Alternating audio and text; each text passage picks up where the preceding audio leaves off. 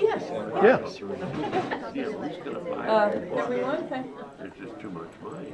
thank you all for coming. But it's fun to play. Nice to see everybody.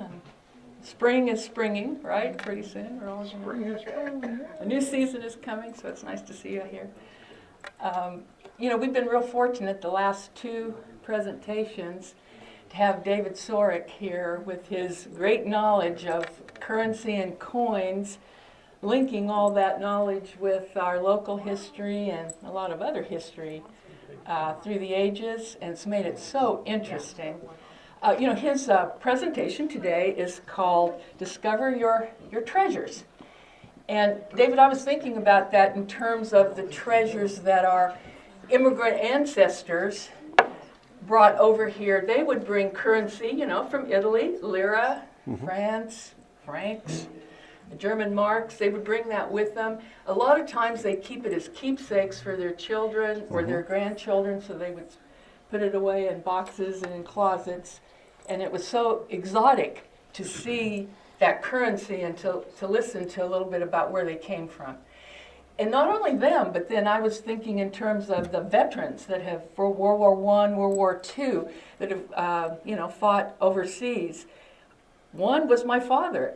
In fact, just a couple of days ago, he was in the Navy in World War II, and they kept souvenirs from their, actions overseas. And we were just looking. He had some coins from Australia, and he had some dollar bills from, I don't know if they were dollar bills, but they were from the Philippines. So, we have a lot of links to this topic that David has been so wonderful in presenting to us. Along with him, David came with two sidekicks. Actually three, because Big Spoon is here too, but the two that I'm thinking of are Abe the Centennial Pig, and Abe's creator, who is Janet Demont Baxter, who is also doing a wonderful set of refreshments for us later. And so Dave will be introducing her as part of his program. And she was part of the artist in residence with the SEK Art Fest, which was a marvelous program. We have all kinds of artifacts from that. We have, the cold buckets here that come from those celebrations of our community artists, and including that mural that was also helped along by a grant from them. So with that, David, we're gonna let you tell us the value of our treasures now here in America. Thank you so much, and Janet, here we go. Well, thank you all for being here. Welcome to daylight savings time. Is that fun this morning or what? Huh? Yeah. Well, some of us, but most of us won't have to go to work tomorrow morning, but those poor souls that have to get up and go, extra pot of coffee for them, I guess. So anyway, Janet, welcome. Thank you. I'm glad to have you here. I'm pleased to be here We've and entertained get to visit with, I call him Cent Pig, but he calls him Abe. That's right. Yeah, we've been able to show him off for the last several weeks here. He'll be around for a couple of more weeks. And we want to encourage all of you, if you haven't seen Abraham the Centennial Pig, if I may, or Abe, he's back in the corner, far corner over here on display. We'd like to make sure that you see him if you haven't done so already. So anyway, yeah, it's a beautiful, beautiful work of art that incorporates coins, and that's kind of what brings us full circle to what we're doing here today. Absolutely. So, before we go too much farther, I want to give a couple of shout outs if I could. I want to say hey to Easy Dave for filming this. You guys will be on YouTube later today. You can log on the YouTube channel at least by tomorrow and look for Easy Dave's channel and be able to see this presentation there as well. And our friends from KOAM TV are taping for an episode for this evening's news too. So at 9 o'clock and 10 o'clock tonight, you might look for those news reports. And my partner in crime, my wife Marcy, is here with us today too. I don't have a joke for you about her today. I told one last month and she told me it bombed, so I didn't even try to write one for today. So, Might I say? yes. I'm sure It's she's got a thanks few to your for you. beautiful wife that you own Abraham. Yes. And I'm Yes. sure the joke was on her when she found out how much her son-in-law spent on it during Yes. an auction. Yes, yes, no doubt, no doubt. We have two other folks I'd like to call up here. These two young men back here with Grandma Denise. If you guys would come up here for a minute, I want to make sure that you guys are winners in our coin drawings. You were each given a blue ticket, and those are good for drawings that we're going to hold later today. You like to give away money, don't you? Oh, sure. Yeah. I like to receive it too. So you are our two first winners. I'll take your tickets there, fellas. And I'll tell you what, we're gonna give you one of each of these packets. Now, turn around so Easy Dave there can get your smiling face on. Oh, he's excited. Yeah. Yeah. Yeah, come back towards me just a little bit. Yeah, fellas. And show us what you got there. What'd you get? We got a 1943 nickel Mm-hmm. Okay. and the smashed penny. An elongated cent. Yeah. Yes, those nickels are from World War II, and they're silver nickels. We're going to talk about that later when we talk about nickels and how we sort them. They have a floating mint mark on the back, so each of those are from that era that Linda was talking about, the World War II era. Those gentlemen have sat back in this spot the last couple of seminars and have been very good about, as we've done show and tell, things have ended up back there in that corner, and they've been very faithful about bringing them back up here to the front of the room. So I respect your work and I respect your honesty. So thank you guys very much. So appreciate that. Denise, you guys still have the land that's out east of town here. I wanted to tell you a quick story about your father, Tony Zimlock, right, Anton? And so he was very instrumental in my college career. And I don't know that you would know this or the family would know this because it was just a blip on your radar. But for me, it was a life-changing experience. My 16th summer, I worked for him briefly hauling hay back of a wagon. I can't remember exactly what the temperature was, but it was, yes, hot as Hades, and it was terrible. And I decided right then and there, 16th summer, I was going to go to college. I was going to get me a job with air conditioning. That farming thing wasn't for me. So anyway, your father made a lot of money for Pitt State over the years. So yes, a significant contribution. So thank you guys, and God bless your family. So yeah, very good. Well, I think I've gotten everything out of the way, Janet. Okay. Back to Abe and the pig. Tell us that story. How did you get involved in creating a cement pig covered with coins? Well, I've been an artist for years. I studied photography and studio arts at George Washington University in D.C. Well, that's another story. Anyway, it's now the college I went to was absorbed by, and they consider me GW, an alumni. Anyway, I've always played with art, done art, and I saw, I don't remember where, something about that the SEK Art Fest, it might have been on Facebook, was looking for artists to submit drawings for their 100th, it was the 100th anniversary of the Crawford County Fair, and they were going to do because of that farm animals, and they had cows, horses, and pigs. Well, I went straight for the pig, and I submitted 3 renditions of ideas, and Harvey Dean. Yes, thank you. He sponsored the one that I submitted that was covered in pennies. And of course I had this brilliant idea, cover a pig in pennies, sure. Then of course I get awarded this and I pick up my pig, this big cement heavy pig, and I'm going, I can really think this through. How am I going to cover this thing in pennies?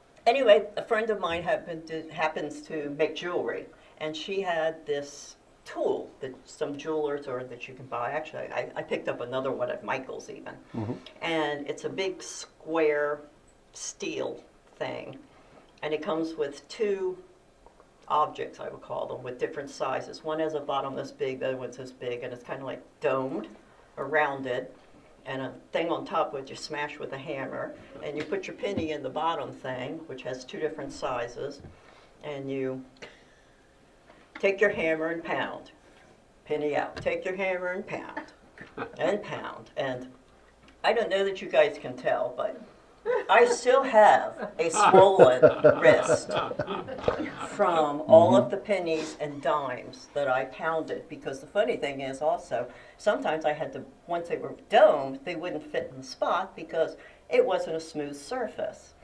And so I had to then get the pliers out and start bending them, like around the ears. If you look at his ears or his snout, especially his tail, I was so proud of that tail. Do look at his tail for me, please. And his little nose, his ears. Anyway, then came the harder concept of, how do I get these things to stay on?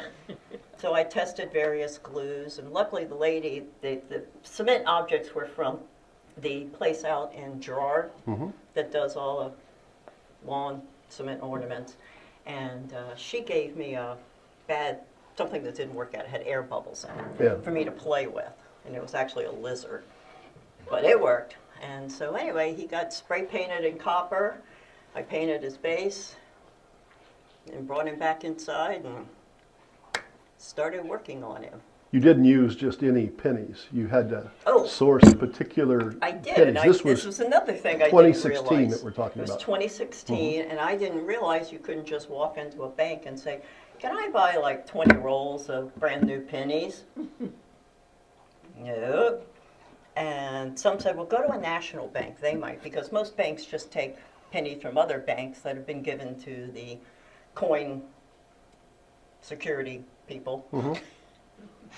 And anyway, so I went to like U.S. Bank, I went to Arvest, I went to all these national banks. I even had to go, I called and went to the Treasury Department's website and then called them to see if I could buy brand new pennies. And I also knew I needed dimes from them. So I wound up online, I think at eBay, buying boxes of brand new pennies. And I took pictures of Abe, so you've got me calling him that There you go. already, along the way. And one of them was when the pennies arrived. He was still a cement object, because I had to sand this thing to get all the ridges out. And anyway, I took a picture of him like with a little mask on while I was sanding him. And I took a picture when the pennies arrived to him, because, you know, his little nose sticks up. I put a roll of pennies on his nose and took a picture of, my pennies arrived. If you go to my Facebook page, well, it's way back in 2016, I chronicled the whole thing on Facebook, and everybody followed along. But I was swore to secrecy at the final product. I could not show my final product until after the Art Fest, SEK, had presented him. And then finally I could put my picture of, here he is finally. But it was a labor of love, and I have to admit, I was very pleased when I found out he was being auctioned off, and I actually got a whole bunch of sponsors because I wanted Abe back for some crazy reason, what I would do with this. And by the way, he was probably about maybe 75 pounds or something originally. But when you put like 1,700 coins on a pig, on this thing, I know he weighs 100 and I can't lift him. Right. When he was finished, I actually asked a neighbor to come over and help load him into the trunk of my car so I could drive him to Pittsburgh. I'm blessed with the Kyle Scales Moving Agency. So my son-in-law gets the opportunity to move the pig for me whenever it needs to move from one place to another. I joked when I came here, I'm surprised he wasn't up in a chair, but then, you know, the fact is, does anybody here really want to ruin their back trying to get him up here? Yeah. Or heaven forbid have him fall on somebody. That would be a terrible thing too. That would, yes, that Now, would be painful. Harvey Dean had a role in this, and one of those stories is that he had a different name for the pig than what you Dudley. had, and then what I called him later. So He called him Dudley because when he was a little boy, he had a pig named Dudley. And I don't know if I should tell you this. I know it's going to be on film even. just smile when you say it and they'll believe it's true. It's true. Yeah. With the SEK Art Society, you sign a contract saying that this is a one-of-a-kind, you will never duplicate it ever again, ever make anything like it. And you won the auction. And the person that, the president, I guess it was, of SEK, came up to me and introduced me to Harvey. And Harvey asked if I would make one for him. And I said, well, no, I'm sorry, I can't. That I'm under this agreement. And she said, for Harvey Dean, you can make one. And I was like, not another 1,000 pennies being banged out. Well, actually, that's kind of good news because that means that there could be a family reunion sometime. And I did maybe make him Harvey's one. pig could come to the The museum. only Yeah. difference is your pig is different than his. And only, I know it, now you know it, and everybody here knows it, and probably people on Facebook, is on the top of his head, he has the 1916 and 2016, or 1916 pennies. Right. Harvey's doesn't. It has. It's all 2016 pennies Oh, on it. I see. He I see. doesn't have the antique 100-year-old pennies on it. So the pig features predominantly the 2016 pennies, Yes. but there are spots that go back to the 1916, the There's original 4 year. coins Yeah, on him. right, right. And they're right on top of his head. Uh-huh. They go, there's 1, 2, 3, 4. So when you're looking at the pig, you might take a look at his forehead to see those older pennies. And then the 100 and the hooves were made from dimes. Yes, 2016, brand new 2016 Right. dimes. Right. Yes. Well, the attraction that I had to the pig was not just that it was a coin pig, but the 100th anniversary of the county fair coincided with the 100th time that we sold coins in Minden Mines, the 100th anniversary of our monthly coin sales there. So I was talking with my wife one day and I said, hey, I see this pig and sometimes gifts are a challenge. And I said, hey, this is something I'd like. And so I think I planted the seed of perhaps receiving that pig. You know, it's funny because like I was going to say, I kind of wanted him. So I talked to my mom, who lives in Maryland, by the way. That's where I'm from, the D.C. area. Anyway, and she pledged like $200 towards it. And I talked to another friend, pledged. I even went to LBT because I thought maybe they're coming up on their 100th. The Lamar Bank and Trust. Lamar Bank and Trust, yes. And that maybe I could get them to sponsor me buying this pig and be able to bring it back to Barton County. Because to me, that was the biggest thing. I wanted Scent Pig in Barton County. I didn't want him over in Pittsburgh or somewhere else or out on a street where somebody was going to be vandalizing him. You know, not with all the hard work I'd put into that guy. And, well, my budget was busted like after 2 or 3 bids, and my husband was sitting next to me and he's looking at me like, you're not going to go any higher, and I went another 100. And he's like, stop it.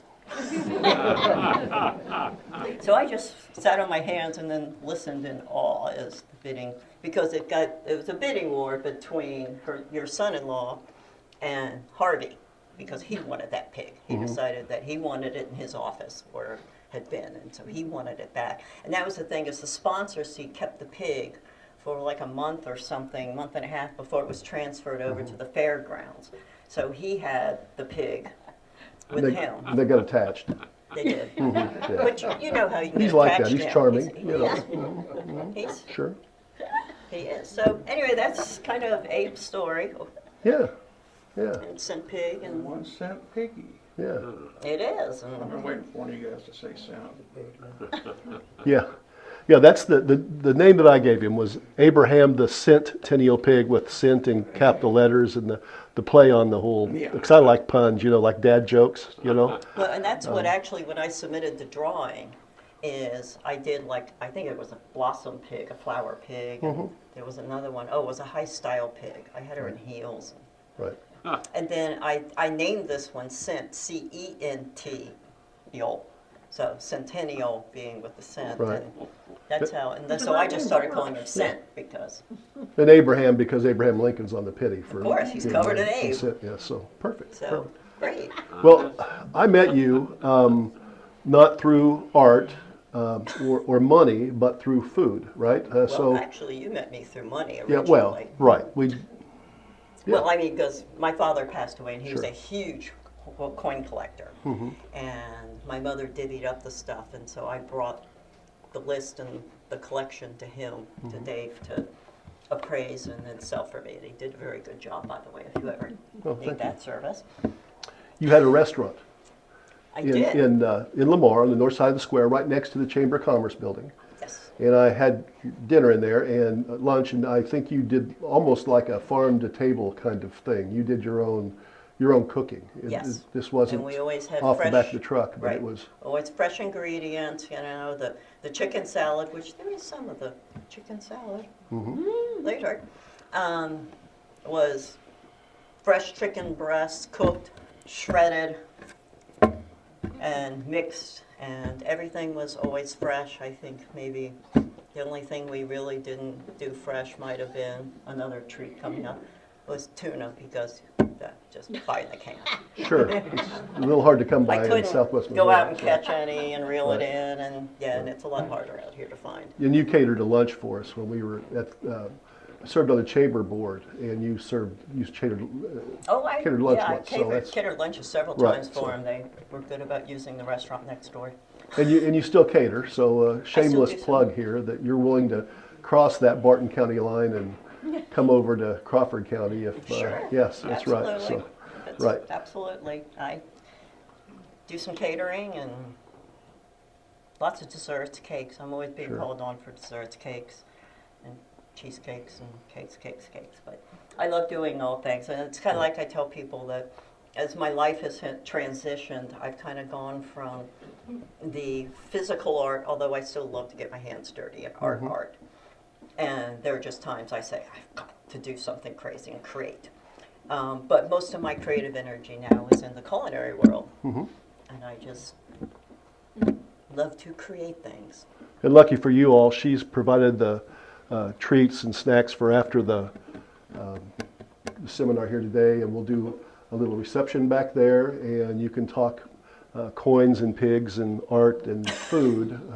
No pork being served. Yes. Don't get scared, Abe. Yeah. Very good, very good. Great. Well, thanks for having me here Thank you today, so much. and I will Thank see you. you guys in a bit. Thank you, Janet. Thank you. Quite a deal. And I do hope that if you haven't taken time to take a look at Abe, that you'll stop and do that. And anyway, it's quite an honor to have him residing back in Barton County, by the way, and in Minden Mines. So she got her happy ending after all, because the pig didn't leave the county. So tell you what, we're going to talk about coin appraisals this afternoon, and I have props today, I guess, handouts if I could, and I'd like to have each of you have one of these if you wouldn't mind, and we're going to work off of that here at the beginning. So if you wouldn't mind taking one of those and passing them around.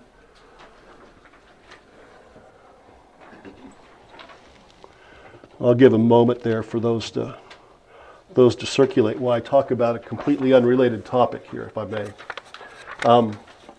There is a proposal in front of the Kansas legislature.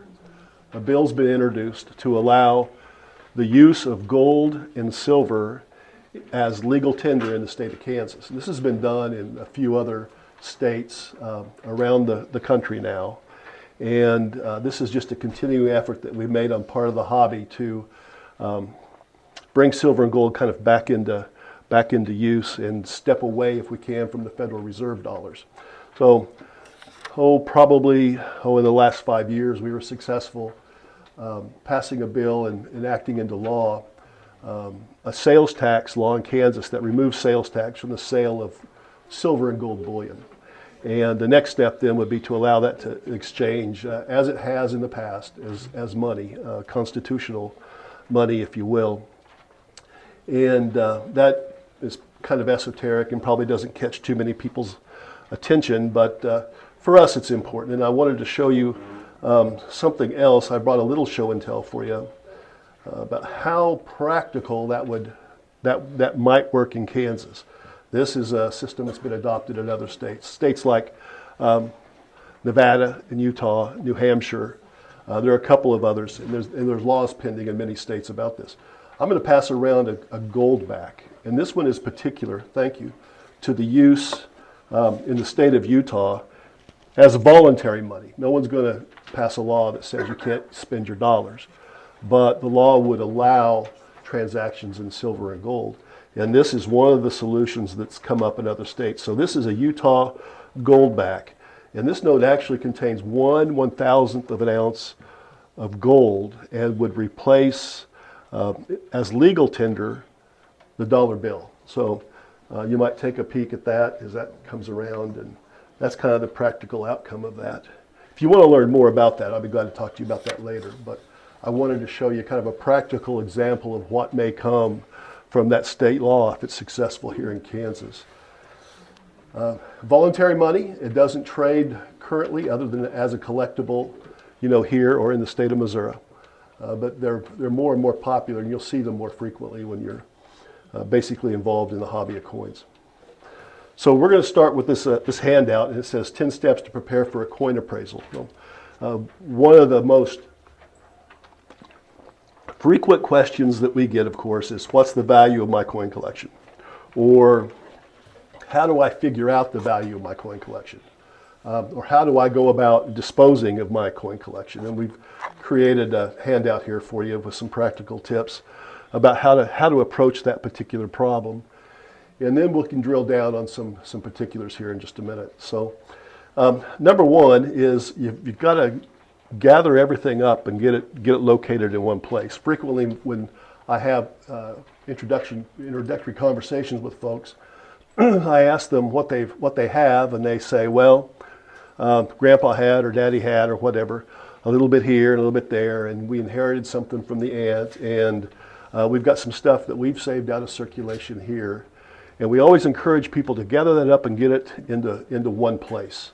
And there are places that people hide things routinely, and sometimes they forget to take a look. So a lot of folks keep their stuff in a safe or safety deposit box, but often it's in a desk drawer or in the dresser or other places. So my first bit of advice is just to kind of gather it all up, and let's take a look at what you've got.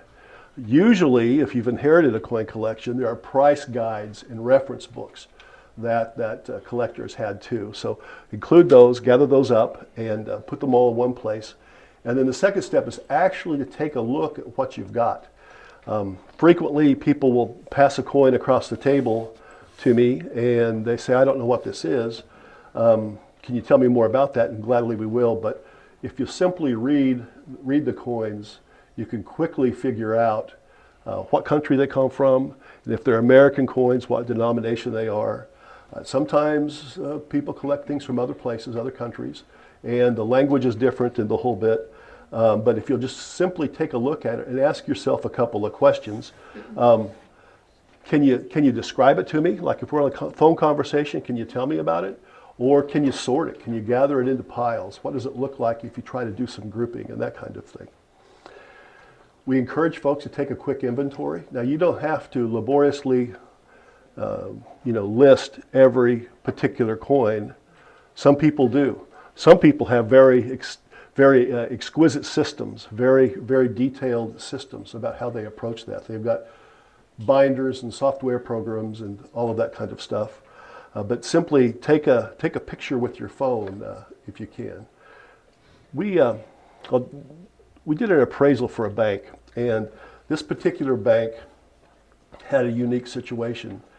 It was an estate situation, and toward the end of the estate, someone with the court system or the banking system found 2 safety deposit box keys that they didn't know existed. Well, they got a hold of the bank that hosted the boxes and opened the drawers up, and literally those big bank boxes that are deep were stuffed with cash. The bank had painstakingly recorded all of those notes by serial number.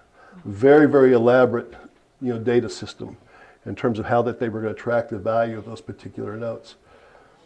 And we're talking about somewhere between $65,000 and $80,000 worth of cash, and most of it in small bills, $1 and $5 bills, all recorded by that particular serial number.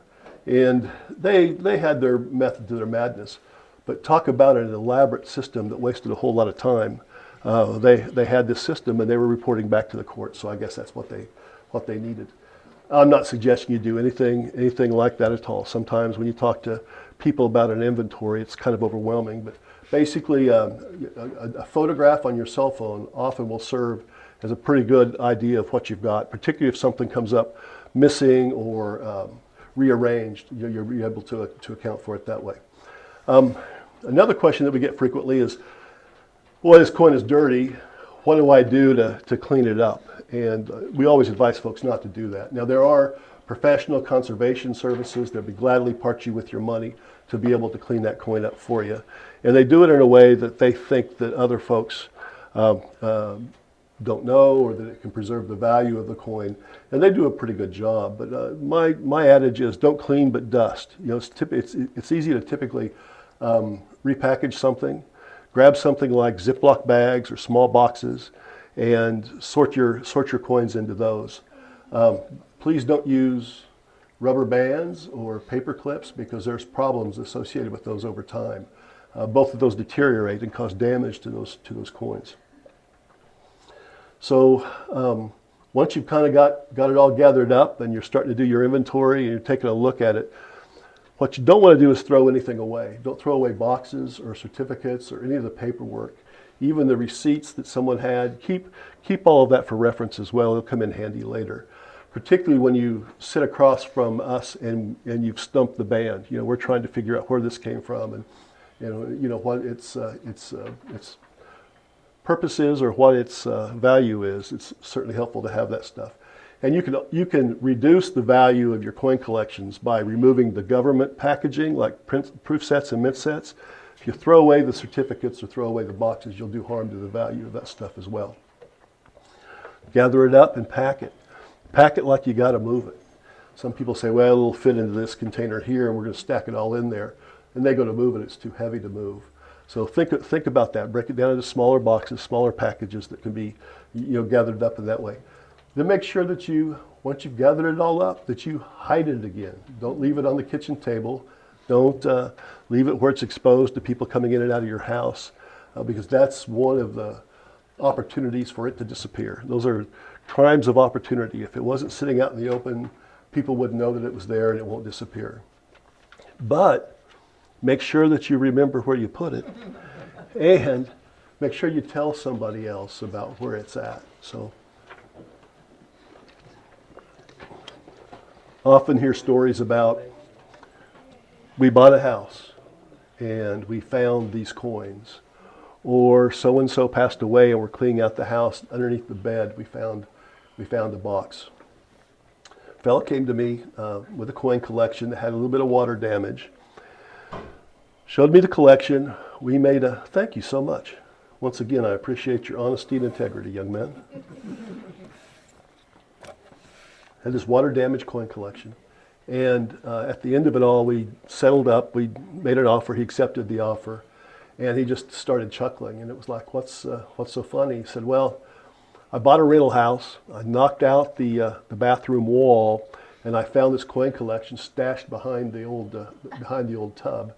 And you've just paid me more than what I paid for the rental house for that property. So anyway, the beneficiary there was the second guy that bought the property. It wasn't the owner, it wasn't the family. So make sure that you can track those things and they don't get misplaced.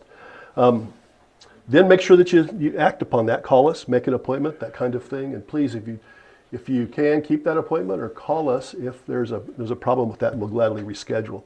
A lot of folks, as they walk through this process, have a lot of emotion, particularly in estate situations where the hobby was near and dear to a loved one, and parting with it is part of that whole grief process. And a lot of times they walk right up to the end and just can't take that last step to actually act upon that. And certainly that's understandable. Grief comes in different forms and fashions and in different waves. You know, you've often heard people give the advice, well, wait a year before you act. That's a good rule of thumb. Some people wait 7 or 8 years or even longer, to make those decisions. And certainly that's all fine. But oftentimes if you've gone through all the work of gathering that up, taking that next step is the most difficult step, and would encourage you to do that. So thought today about how we would handle your show and tell, how we would approach coins that you have particular questions about. So, did anyone bring anything that they wanted me to take a peek at? We've got a volunteer right back here. Let's take a look, and what I thought I would do is say maybe we'll look at one or two things per person, and we'll start our conversation that way, and then I'll walk through something more orderly for you. So, hello, young man. Hi. I never did catch your name. It's Jude. Jude, I'm Dave. Pleasure to meet you, buddy. Oh, you have your coins in your bag with your name on it. Very nice, very organized. And you brought a couple of coins. Do you know what these coins are? Yeah. What are they? You tell me. You tell This us. is a buffalo nickel, Uh-huh. Can you tell me the date on that one? 1937. Mm-hmm. A lot of coins have mint marks. Would you know where to look for a mint mark on that one? We have a 1937 buffalo nickel. And on the back of that coin, underneath there, yeah, there's something in there. It's an E. This one actually doesn't have a mint mark. If you'll see, it says United States of America, E pluribus unum. So the E that you see is part of that motto, and then 5 cents on the bottom. If there was a mint mark, it'd be right there on the bottom of that coin. And the mint marks that are common for this series are plain. There's no mint mark. That means it was made in Philadelphia, or D for Denver, or S for San Francisco. And then you've got a second coin here as well. Tell me about that one if you can. This is my Indian head penny. Yeah, that's pretty cool, isn't it? You want to turn that around and show it to Easy Dave back there with his video machine? Here, let me zoom in on that a little bit. Let's take a Yeah, look at it. it's got a 1907 Indian cent. Thank you. You're right. Very good. Okay, so we've identified the coin and we've figured out whether or not there's a mint mark. And on that particular series, there were only a couple of dates that had mint marks. Only in 1908 and 1909 were there mint marks, and that would have been in San Francisco.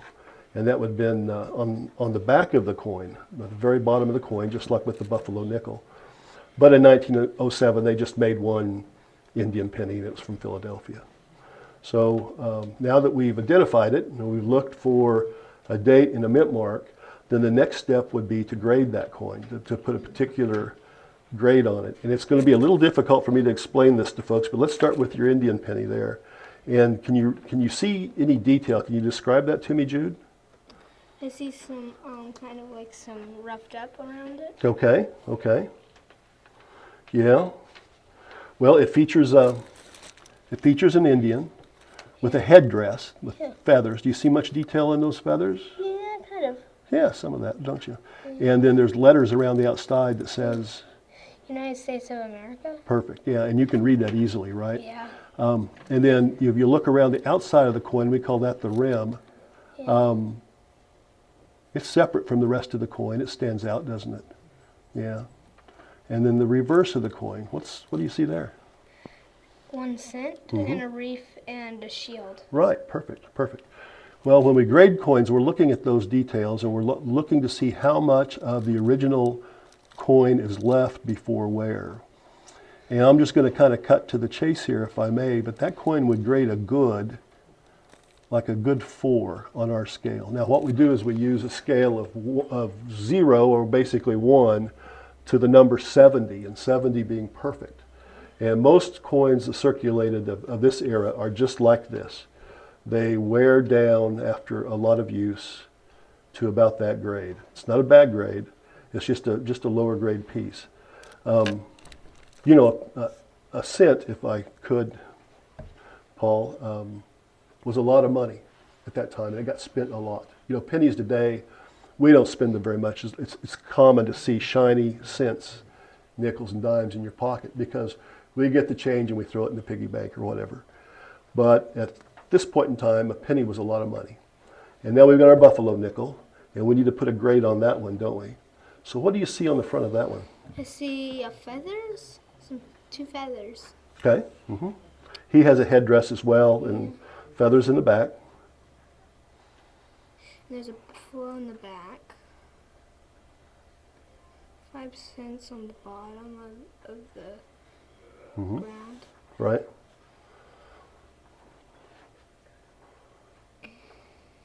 Looks like you can read all the letters, right? Yeah. Yeah. Liberty. Masters of America. Says E pluribus unum, United States of America. Right. Okay. Let me take a peek at that real quick. And now, in this coin, they did make other mint marks, the P, D, and S, and we've established this one's P. This is Philadelphia. And if this was a higher grade buffalo nickel, you'd actually be able to see the horn on his head here. And there's no horn there, right? Yeah, it's pretty well gone. And a lot of the hair detail is smoothed out. Now, nickel was a lot of money. And nickel would buy you a cup of coffee or a bowl of soup or that kind of thing. And if you think back to, we've talked about what's going on in the 20s and 30s. In America, nickels were a big deal. And that was often sustenance for the day.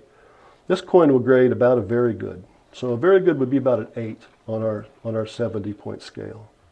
So what are they worth, you ask, right? What do you think they're worth? I think this one's 5 and this one's 1 cent. You're right. They were originally worth 5 cents, and this was worth 1 cent, right?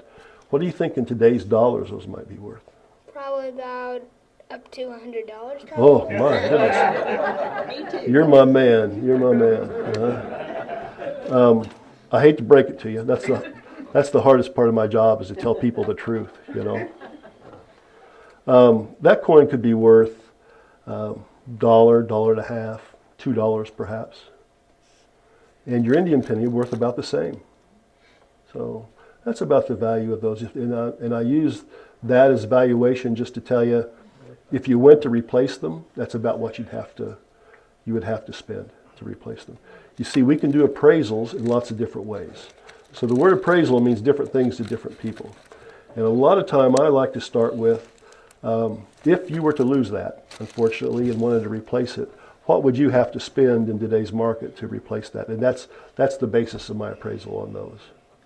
So you wouldn't have to spend $100 if you lose that. You could buy a bunch of them for $100. Yeah. Well, thank you so much for sharing. I appreciate that. Let's give it up for Jude. I think brother has one too, doesn't he? Yeah, go show.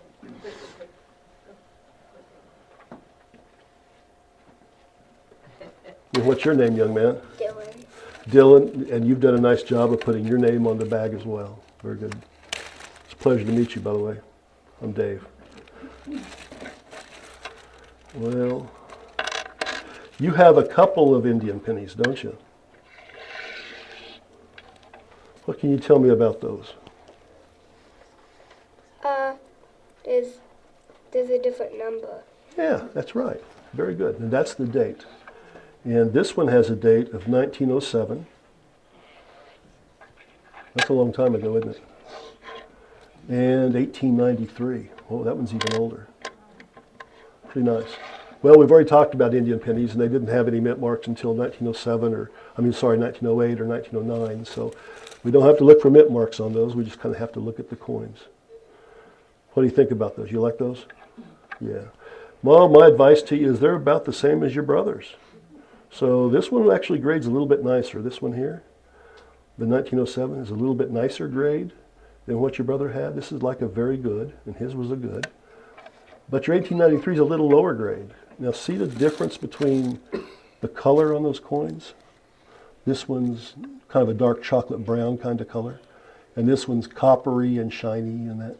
This coin's been cleaned. This coin was probably found in the ground and cleaned up a little bit, you know, that type of thing. It didn't destroy the value of the coin, but it kept it about the same value as this one here.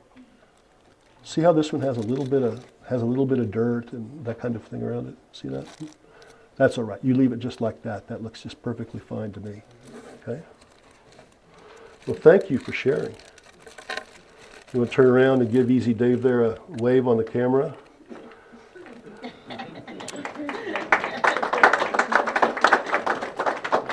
Thank you, Dylan. Here's your coins back, buddy. Appreciate you being here.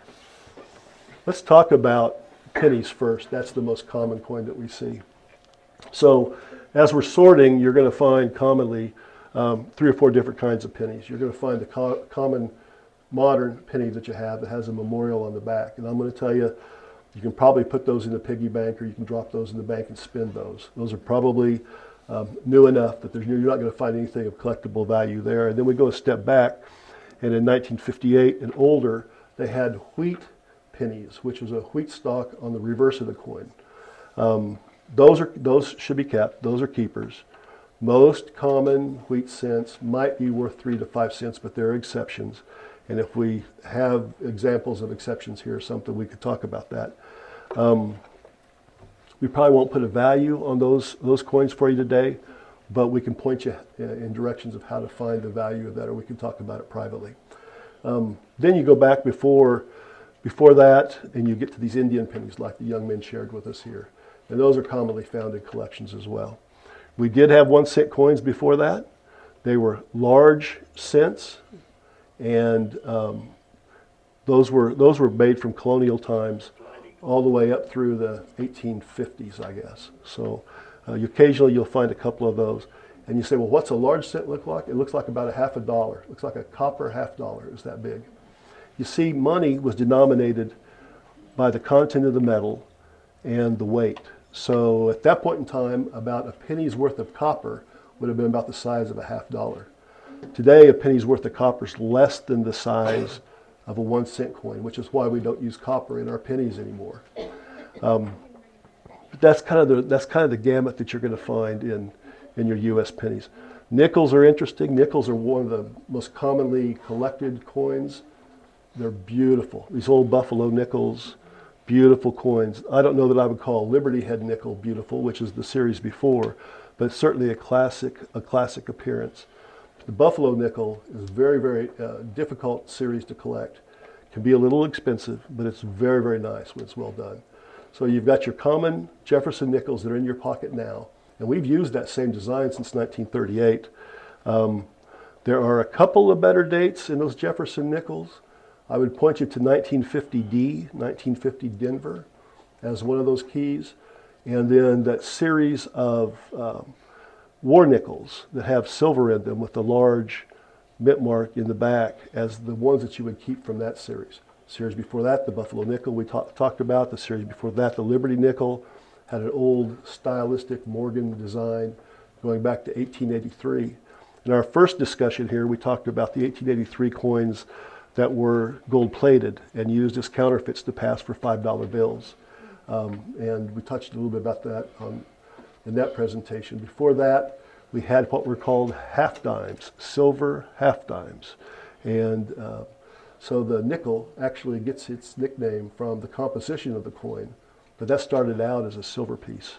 And as the value of the silver became more than the 5 cents, they switched to a cheaper metal, the nickel, and then published nickels, first the Shield nickel, then the Liberty nickel, and then the current Jefferson, well, the Buffalo nickel and the current Jefferson nickel as well. I'm going to give away some of those war nickels now to folks, and I'm going to need a bit of assistance here. I'm going to draw some ticket numbers. You had another person that wanted to share some coins. Okay. I'll come back to you in just a minute, Jen. If I could pass these out while we're on nickels, and then I'll come back to you in just a minute.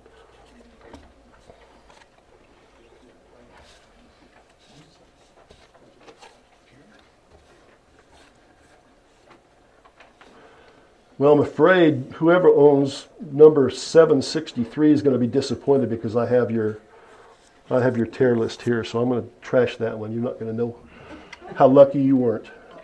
We'll pick another one. Okay, number 750 is a winner. Very good. Thank you. Or keep them. I can keep them. Well, no, I think Ernestine wants her coin. So, yeah, 751. If you happen to have that one, Christy. Oh, very good. Very good. She's right behind you, ma'am. Okay, 761 and 764. 761 and 764. Janie? Oh, you're so lucky. Oh, thank you very much. 761. Is that what's left? Oh, very good. Thank you. Appreciate that. Did you say that was a $100 bill? Yeah, that's the seminar that we're having next month, but at the other place.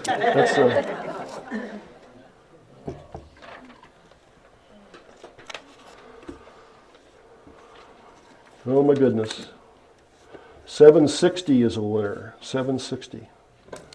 Oh, there we go. And 755. 755. You're winning silver here, folks. 755. 755. Someone has to have 755. No? Going once, going twice, sold.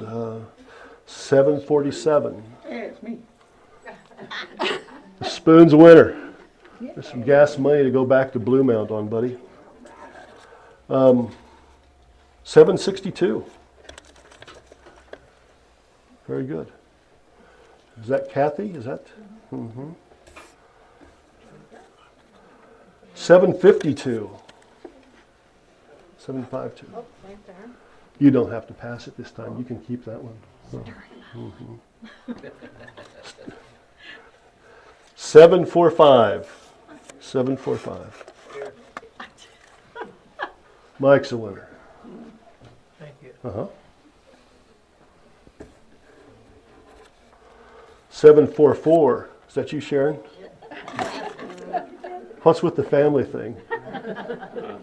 Thank you. Thank you. Harrison's, meet the Anselmis and Harrison's. Okay, one more here while we're at it. 756, and then we'll dig deeper and stir them up for you, Jan, okay? 756. 756 for a silver war nickel. Is that you? I think it is, but I can't find my ticket. Oh, well, guess what? Grandma Denise won one. Oh, sorry, buddy. Sorry about May that. not be one. Whether it's 56 or 58. So anytime I don't find a winner, that's you, huh, Dick? That's it. Okay, we were talking about nickels. Let's take a break. Let's take a look at what you've got, Jan. You have seen this, but my questions are, I have a couple of questions. When you start collecting, is it a good idea to keep the coin in the box or put it in a display thing? Right, I'm going to hold this up and see if you guys can see this by any chance. I guess the root of the question is, these are government packaged Silver Eagles, and they come in government packages, and they're sealed in government packages, and the proof coins are actually in capsules. These have been removed from the capsules, removed from the package, and put in this nice holder. Now, coin holders have come a long, long way in terms of their function and their ability to preserve the coins. And this company has one of the best reputations that we have. It's Dansko, and a lot of this stuff is, it's inert. It doesn't cause an interaction with the coins to cause toning in most situations. But all silver tones or tarnishes. So when Grandma had the silver, you would see her polish the silver before the holidays because it would turn gray or black, in the interim. So polish it up before the holidays and make it look pretty. It's because silver tones.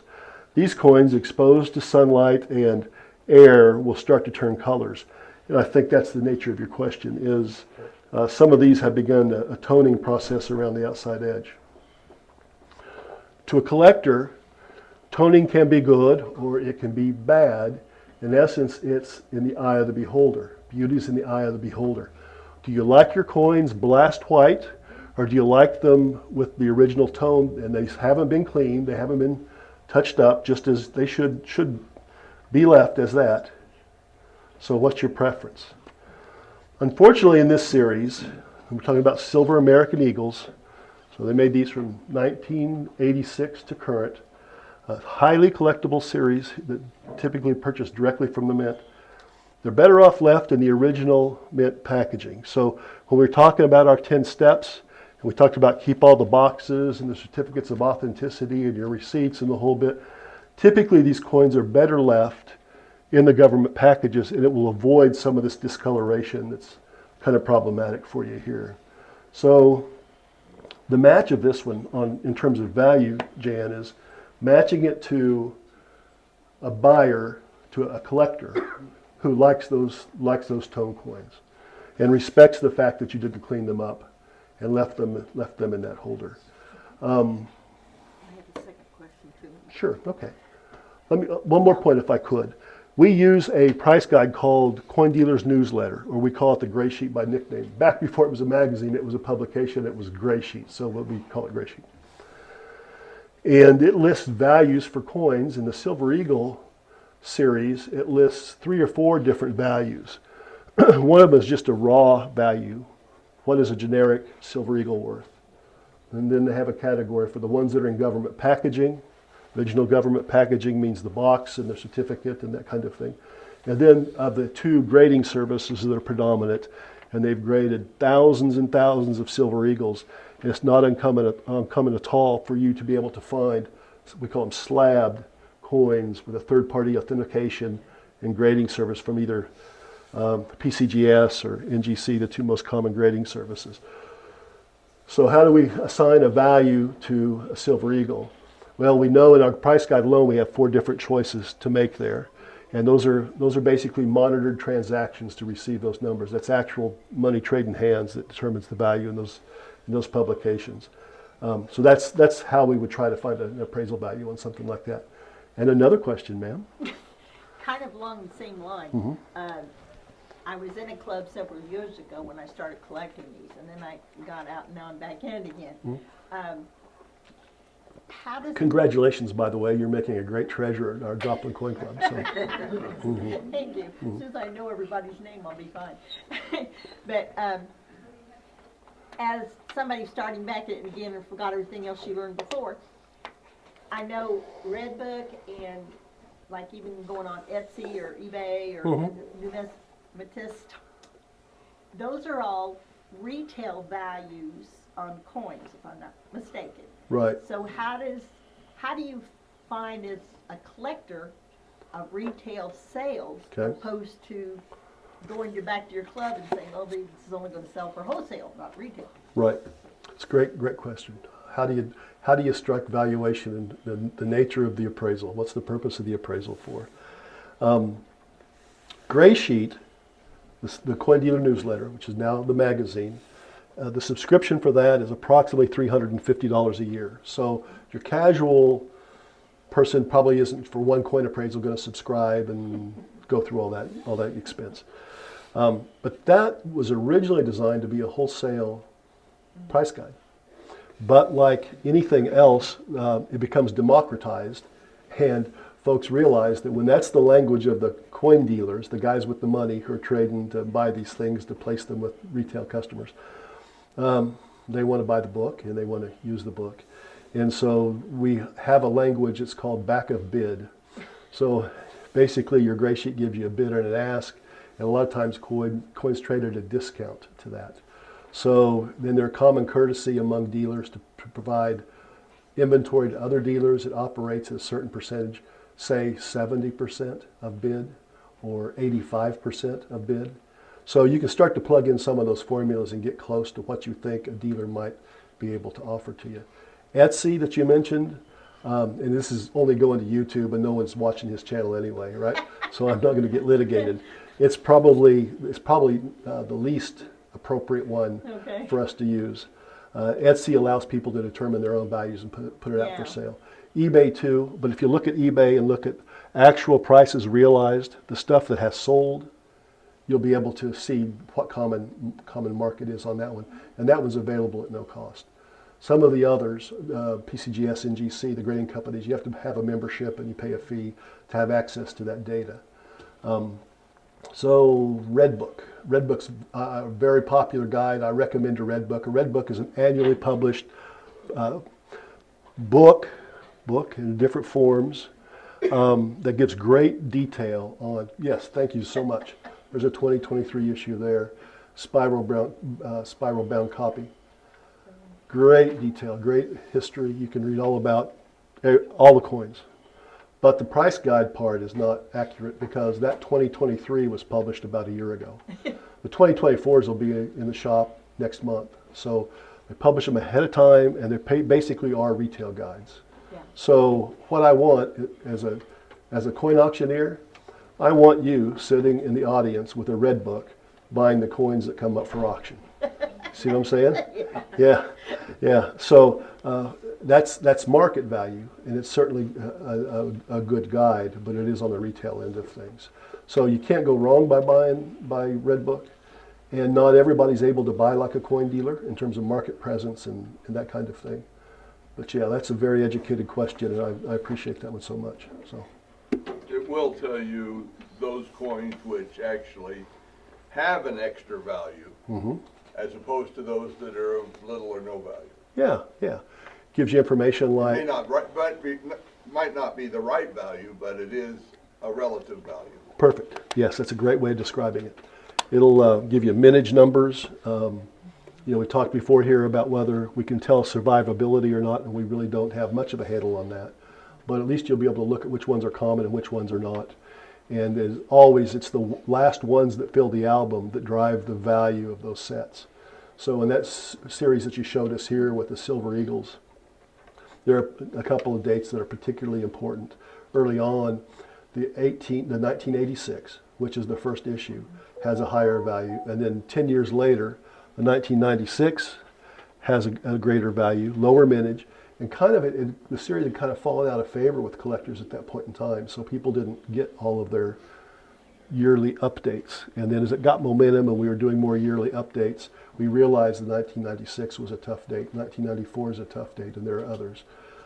So there are guides like this that would show you, if you opened up your Red Book and you look at 1996 or 1994 and those Silver Eagles, you'll see that they're priced above the others. So yes, very good point. Another thing you want to think about if you're a collector.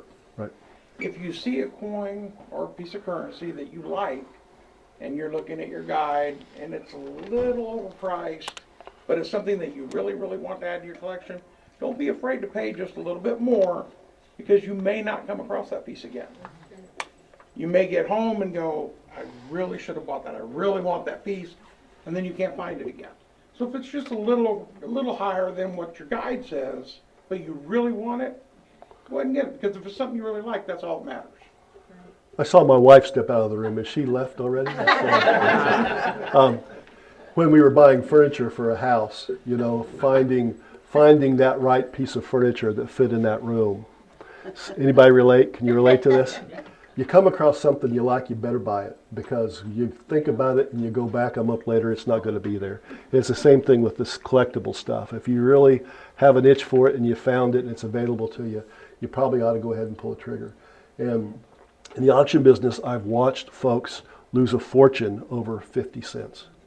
No, that's my last bid. That's my last bid. And then we look at it historically, and it's worth a lot more money down the road. The 50 cents was, what do they say? What's the idiom, JT? Is it penny wise and pound foolish? I think that's the one there. So, yes, sir.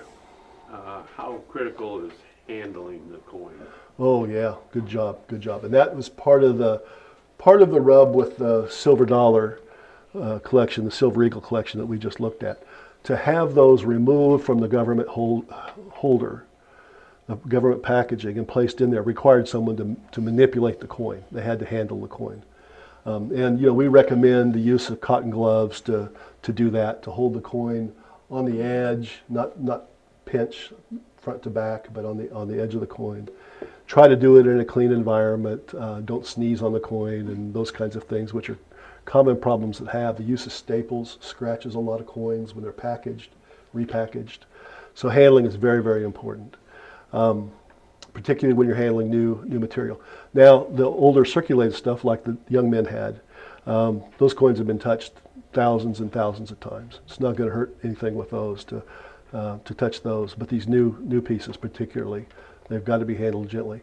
Same thing with currency. Currency is very condition sensitive. You can't fold it. You can't put it in the sunlight. You can't let it get damp. All those things will ruin the value of that stuff pretty quickly. So packaging is very important. Also, when you're storing your collection, environment. Smoke, cigarette smoke, you may not even see it. Well, you're not going to see it just walking into the room, but that sticks to everything. And it will get on your coins too. Right. Your coins and your currency. It'll change the smell of your currency, and once it's there, it's there. So you want to store, and you got to watch your environment, like he was saying with the dampness, because the currency and the coins will pick up the dampness too. Sure. Well, we had gotten through pennies and nickels, and I want to move on to some of the silver coins, and we'll do these as a group. Your U.S. dimes and quarters, particularly, let's talk about those two together. In 1964 was the last year that we issued silver coins in America. And after that, we pulled the silver out, replaced them with clad coinage, which is basically a copper and nickel mix, and debased the coins. They're now copper and nickel. They last for a long time, but they have no intrinsic value. When they were silver, they had intrinsic value. Silver quarter today might bring $4, $5, just for a typical worn out silver quarter. So a 1964 quarter might be worth $4 or $5. A 1965 quarter is worth 25 cents. So that's an important date to remember, is 1964. You want to keep the ones that are 1964 and before, and the ones 1965 and newer, you can let them float on downstream, both with the dimes and the quarters. Here's the exception. Every rule has an exception. It's the $half set. So at $half, we made Franklin $half up until 1963, and then something tragic happened in 1963, and we decided the next year to make JFK silver dollars as a memorial to our late president. And they were made from silver. But in the middle of that whole process, the Mint was planning to remove silver from circulation, so they made those 1964 Kennedy $half for 1 year in 90% silver. Now the rest of the coinage in 65 was clad, but the silver halves were now 40% silver until 1970. So there was a transition period of about 5 years with the 40% silver halves, which are silver, probably worth $2 or $3 today, just offhand, as opposed to that Kennedy $half, which might be worth, what, $10, $8? Yeah.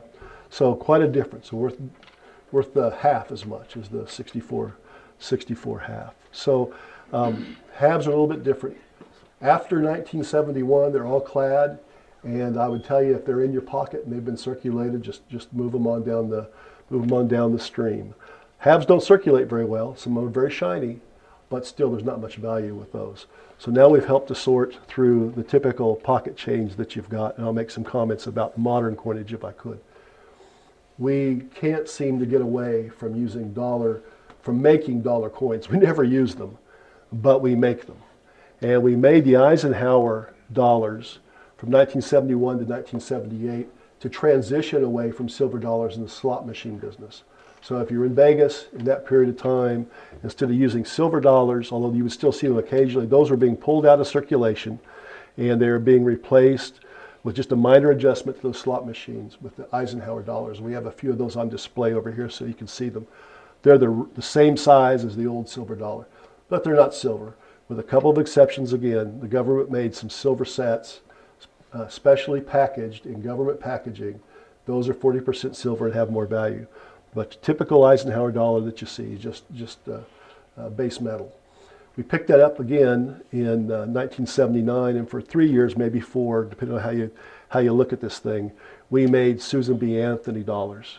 There was a push to both commemorate Susan B. Anthony and to have a dollar coin to use in vending machines with the Postal Service and with toll roads. So the Susan B. Anthony dollar came around, and they made a very classic mistake. They made those about the same size as they made our quarter. They're very difficult to differentiate. They're the same color as the quarters, and a lot of them get spent for quarters. So frequently I tell folks, if you got those Susan B. Anthony dollars, hurry on down to the bank and convert those into paper money. It'll save you some grief if you're ever fumbling around and think that you're passing off a quarter when you're really passing off a dollar. Then we introduced, I think they called them at the time Sacagawea dollars, Native American dollars in 2000. We know we've had a PC revolution between now and 2000. We can't call them we have to call them Native American dollars. So you'll see the language change and the government issues around that, but basically they're the same coin. They have a picture of Sacagawea on the front of the coin, and they have a different ever-changing reverse pattern on those. Those are new enough, you can spend those as well. And then the presidential dollars came out around that same time. And the idea being that we would issue a circulating dollar. It looks like it's a gold dollar. It's not. It's a brass dollar. And each of the former presidents have their name and image on one of those dollars, with the rule being you have to be gone for 5 years before we can issue a dollar in your likeness. So we have the Jimmy Carter dollar in works now. We're not going to see that for about 4 years. But all of the other presidents that have predeceased, they're featured on those dollars. Those dollars are dollars, and you can safely spend those as well. We've talked a little bit about currency last month, and most of your modern currency, in fact, almost everything after 1934, 1929 in some cases, don't have much value above face value. Silver certificates, which are very, very common. We passed some out here last time. Those have a value of maybe $1.50 or $2 a piece. So you'd have been better off spending those in 1960, where you could buy 4 or 5 gallons of gasoline for $1, as opposed to now when you're going to need 3 or 4 of those to be able to buy a gallon of gas. So that's kind of a thumbnail in terms of how we're going to start when we go to sort coins. You're going to separate your U.S. from your non-U.S. So set aside everything that you can't recognize as American money. There's lots of things out there that are collected that are like money, called exonumia in our business. They're tokens and metals and things that function like money, but they're not U.S. money. And there's a whole lot of foreign stuff that is around, from folks traveling and all kinds of other reasons that the money ends up here. But you can set that aside as well and just end up with a stack that's American, a stack that's anything but American. You can separate your loose coins from your stuff that's prepackaged, and you'll have a really good start on how you're going to tackle that issue of appraisal. So other questions about appraisal, how you approach or how you act to make that happen? How about gold? Gold. $20 gold pieces. Right, You know, right. those are hard to find, but there's a lot of them. They are. And the first time we were here, we showed some of those. And I'm trying to remember when we stopped making those, but I want to say the late 1920s, thereabouts. Gold became illegal to own as a response to the Depression and the money restructuring that happened in result with that. So for a long time, Americans couldn't own gold, and a lot of it went to Europe. A lot of it was just stashed. If it came to the attention of the authorities, it had to go back in and be melted. So we don't really know how many of those have survived. They're relatively common in the coin world. I mean, they're not typically, there's a couple of dates that are rare. And certainly the series that was made in Carson City Mint in Nevada, those are very popular and drive a value above numismatic value. The $20 gold piece has just shy of an ounce of gold value. So with pieces like that, you can look toward the gold spot market to give you a starting point in terms of appraisal. But that's not the be-all, end-all. There have been many times in my career when we traded we traded those $20 gold pieces at the appropriate discount, maybe 5% back of melt or something. Now they demand a premium above melt. Just depends upon the times and the circumstances there. $20 gold piece, denominated about the size of an ounce of gold. Half of that's the $10 gold piece, exactly half the weight. Half of that's the $5 gold piece. Half of that is the $2.50 gold piece. And they also made $1 gold pieces. 20 of those would have the same amount of gold as a $20 gold piece. So that's kind of where we start. We look at the coin, determine that it's genuine, and look at the wear and the date, the mint mark, the other things that we've gone through, and determine the value like that. Coins aren't commodities. Each one's different. Each one's a piece of art, has different eye appeal, different attraction to folks. Oddly enough, one date next to another date may have more value than the other to a particular person, and heaven forbid someone's trying to put together a year set of $20 gold pieces, but it happens. But they want to put a coin in that particular hole in the album, and perhaps that drives the value of that particular coin. Anything else? Hey, Dave, Yes. as it better to, or how much do you charge to appraise That's, a coin? yeah, thanks for asking. Appraise means lots of things. So typically if I'm handling an estate and either I'm purchasing it or I'm selling it at auction, there's no charge for that kind of thing. But appraisal for some people means we've got this long document that is a legal document that will go before a probate judge or be used in some other form or fashion that has legal implications, and we have fees associated with that kind of thing. So when someone calls and says you want an appraisal, I try to spend some time with them trying to figure out what they want it for and just exactly how I can help them with that. If it's simply just to determine the value for estate planning purposes or whatever, and we get referrals like that from attorneys and trust officers, we provide them with a document, we charge an hourly rate. But in terms of the average folks sitting down with us saying, hey, I got a pile of coins, can you tell me about them? We separate them, we sort them, we talk about them, and we establish a value, and we go from there. So I know that's not a direct answer to your question, but that's probably the best way that I can answer that. Is it better to sell the coins to you or have you sell them for them? Yeah, that's a good question too. Let me tell you how that works, and then you can make up your mind. So what I offer folks is I offer them a bird in the hand versus two in the bush. Let's sit and talk and we'll figure out what your collection's worth. And by worth, I'm talking now about what I think I can sell your collection for. So if it was mine and I'm involved in my routine activities and I can sell it for X, that's the value in today's market for that particular collection. The appraisal charge is waived, right? The auction fee that we currently use on our second Tuesday auctions, if it just slides into our regular auctions, 15% commission. Now we hold another auction, there are other charges, and there's advertising fees and those kinds of things. So I'm just talking about routine, Dick, in terms of how that works. Now if I'm going to put my money in it, I want my money to be back at that 15% because I'm taking the risk for acquiring that. So that's all negotiated at the time. So typically, if you're happy with the appraisal number that you're given and the offer that you're given, it's bird in the hand and you can liquidate without any further ado. If it's auctioned, then we take our chances. It might be worth more, it might be worth less. You know, we don't know when we're predicting the future what that's going to be. So that becomes that two in the bush. If you're wanting to take on that risk, the more risk you take, sometimes the more reward you get. And that would be the case in that situation. So typically that's how I approach that problem. Other people might do it a different way, but that works for us. You gotta consider your auction fees too. Right, yeah.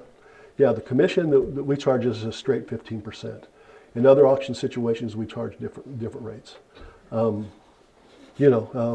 We can fit it into our schedule. It works out that way. If we're holding a Saturday sale or whatever, the charges are more. But like when Dave was doing an appraisal, if you have an interesting piece, I mean, he can give you the value, but if it's an interesting piece, it may do better than that value in an auction. Right. Because you may have two people that go, I really want to add that to my collection. Yeah. So it may do better than your appraisal because it's an interesting piece. Great Now, if it's point. just a standard common piece, it may be better to take the bird in the hand. Mm-hmm. Yeah, and it isn't just one size fits all. Rarely do we see a collection where it's all auction or it's all purchase. You know, we can make recommendations about this would be better in this environment or this would be better there. And I'm talking about, collections that are extensive and complicated and those kinds of things. Most of the stuff that comes at us is fits in a shoebox, and sometimes it's just easier to go one way or another. Yeah, people, I saw this meme on Facebook, and it's like these 4 panels, and it says, what my parents think I do as a coin dealer, what, my friends think I do, what I really do, And it's not like I'm glamorous sitting in a vault counting stacks of cash and gold all day long. It's that dirty work across the table and all those hours and that kind of thing. My mom could never wrap her head around, how can you make any money trading money? And I would explain and she could never figure out that, that I pay Mikey 85 cents and I sell it for $1. Yeah. So, yeah. My entire family says that. Yeah. They don't understand it. Right. How can a $5 bill be worth more than $5? As I wrap up here, I want to talk to you about something very, very important. And I asked each of you to have a brochure. And some of you said, I'm a life member and annual member, and I don't need a brochure. And thank God, we appreciate you guys. And I thank you for making that decision already. That's a very nice thing for you to have done. So time, talent, and treasure is what I'd like to talk to you about. First of all, thank you so much for your time with us this afternoon and your time with us, the last couple of programs and your time with us visiting the hall in this last 2 or 3 months. We really appreciate that. And that is the blessing and honor that you've bestowed upon us, is to be able to give your time to us, to spend time here and be concerned and interested in the programs that go on here. So thank you. But you have more time left. And there are other things that you can do with your time that's going to help the mission here. Your brochure will help you sort through some of those things as we chat about that. Volunteers are very, very important. There are several volunteers with us here today. That's what makes an organization like this function, are the volunteers that give their time and their energy to come in and do what needs to be done. And I'm not talking about speaking in public or creating exhibits or whatever it is that you think might be this grandiose effort that someone might make. There are everyday little things that can help push this program forward. And I'd like for you to consider that. If it's on your heart that you'd like to do more for the Miners Hall Museum, come in and have a conversation with somebody. You each have talents. And some of us find ourselves with a little more time now that we're retired. And we still have that skill set that we used when we were working, or the skill sets that we've just created in our hobbies. Just common sense sometimes is really all we need to add to the mix here to keep this program going. So your talent is very important as well. So if you're thinking about, well, what would I do if I came to the museum and I was going to lend a hand? What would that look like? Well, it can look a lot like what you want it to look like, what you have to offer. You can come in and have a conversation with somebody and say, hey, I used to do X or I used to do Y. Could you use some help? And there's lots and lots of things to do around here. This is a time of tremendous growth. And there are things that perhaps don't need to be done today that are going to need to be done in the future while this project expands. This thing's exploding, folks. I mean, this is huge. The stuff that's coming down here, it's going to blow your mind to come back here in 5 years and take a look at what's going on here. And then finally, your treasure. You have things, perhaps, have been passed down from your family, heirlooms, if you will, that you're questioning, what am I going to do with those things? And, in my business, I see it all the time. The heirs don't have a clue about the things that you collected and your hobbies. They don't know what to do. That's why they come and talk to someone like me, as they say, what am I going to do with this? And it's not just coins. It's stamp collections and antique collections and all of that. Now, not all of that is appropriate for this particular purpose, but a lot of the stuff that you have, if you've lived in this area for a generation or two, are very, very important to gift or loan, bequeath to this organization. There are things that you have that are of great value to them. Now you look around here and you say, well, this place is pretty full. Yeah, it's full. And yeah, they've got stuff they can't always put out, but there's a bigger, better place coming. And those things will be shown to the public and they will be appreciated. So if you've got anything heirloom collected, stored, that you know about, what are you going to do with it? Consider the Miners Hall Museum for that donation. They can use it. They'll put it to work. So if you haven't made that decision already, please talk to them. And finally, it takes money to make this thing work. Nobody likes to talk about money. Well, let me talk about money for just a minute. Anyone here have a light bill? You have an electric bill?